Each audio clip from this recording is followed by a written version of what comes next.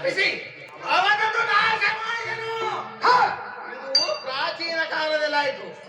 ಅದರಿಂದಲೇ ಪಂಚಾತ್ಮ ಉತ್ಪತ್ತಿ ಆಯಿತು.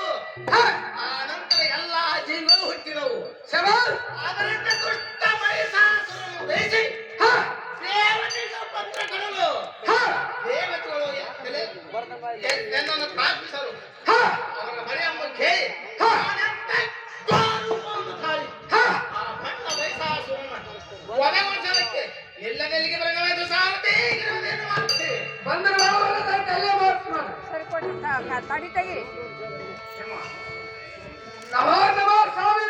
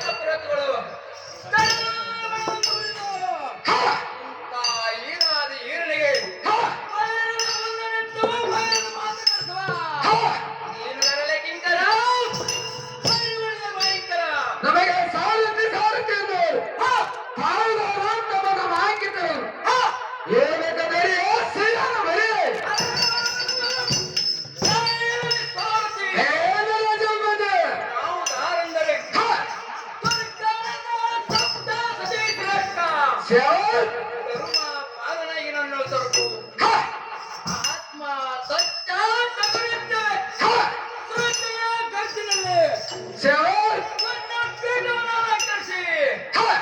ಆತ್ಮ ಹೈತ ಎಂಬ ಧನುರ್ಮಾಣಗಳು ನನ್ನ ಕರದಲ್ಲಿ ಧರಿಸಿ ಜ್ಞಾನ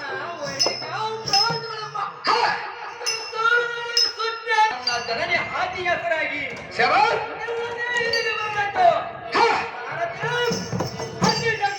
ಬಂದು